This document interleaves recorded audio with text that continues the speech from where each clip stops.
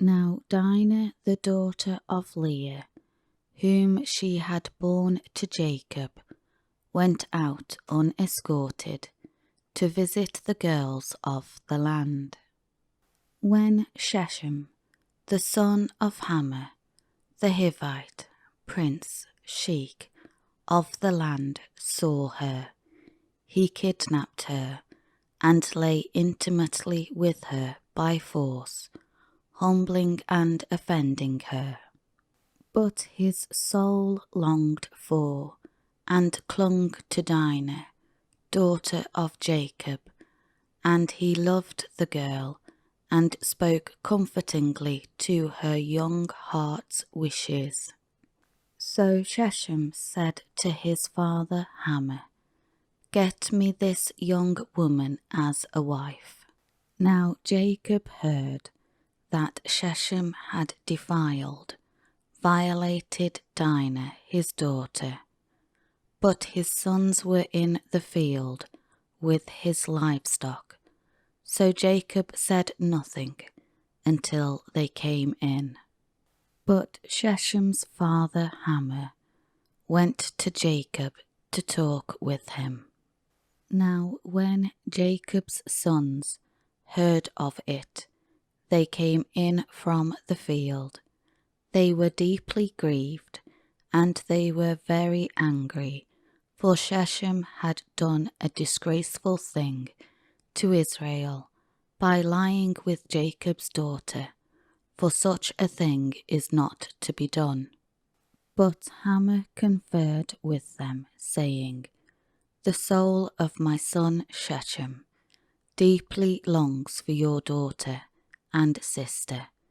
Please give her to him as his wife, and beyond that, intermarry with us. Give your daughters to us as wives, and take our daughters for yourselves. In this way you shall live with us. The country will be open to you. Live and do business in it, and acquire property and possessions in it." Shechem also said to Dinah's father and to her brothers, "Let me find favour in your sight, and I will give you whatever you ask of me. Demand of me a very large bridal payment and gift as compensation for giving up your daughter and sister, and I will give you whatever you tell me. Only give me the girl to be my wife." Jacob's sons answered Shechem and Hamor his father deceitfully, because Shechem had defiled and disgraced their sister Dinah.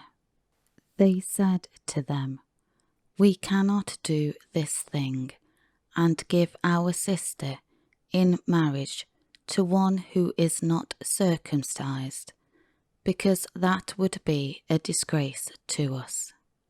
But we will consent to you only on this condition, if you will become like us, in that every male among you consents to be circumcised. Then we will give our daughters to you in marriage, and we will take your daughters for ourselves, and we will live with you and become one people.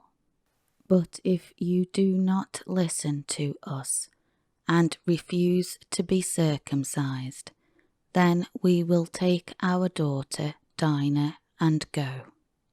Their words seemed reasonable to Hamor and his son Shechem, and the young man did not hesitate to do the required thing, for he was delighted with Jacob's daughter.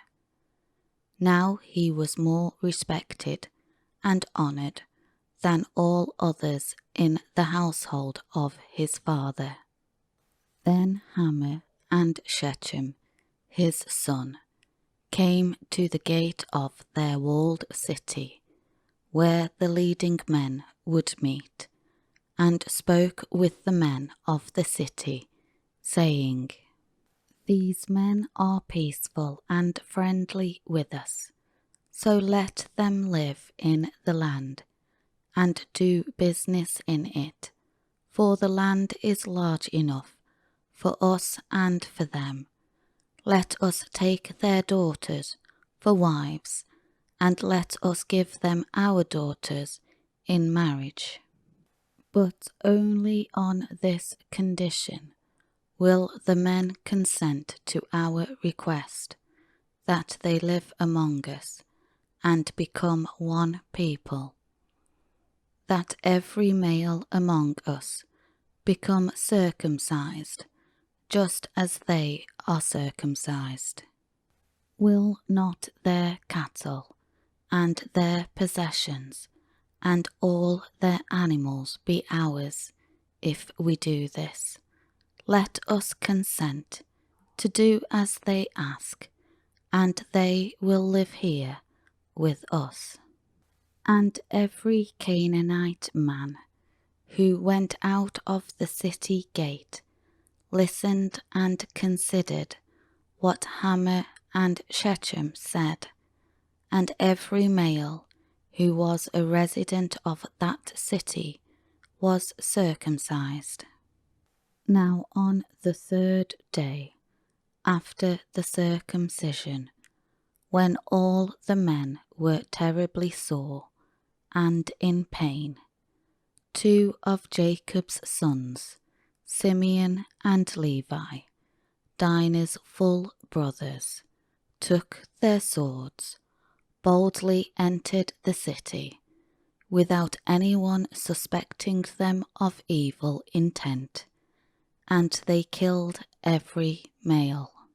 They killed Hamor and his son Shechem with the edge of the sword, and took Dinah out of Shechem's house where she was staying, and left.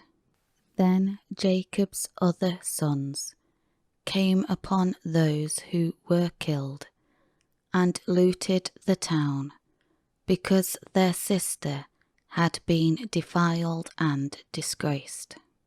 They took the Canaanites' flocks, and their herds, and their donkeys, and whatever was in the city, and in the field. They looted all their wealth, and took captive all their children and their wives, even everything that was in the houses. Then Jacob said to Simeon and Levi, "You have ruined me, making me a stench to the inhabitants of the land, the Canaanites and the Perizzites. My men are few in number, and the men of the land will band together against me and attack me. I shall be destroyed, I and my household."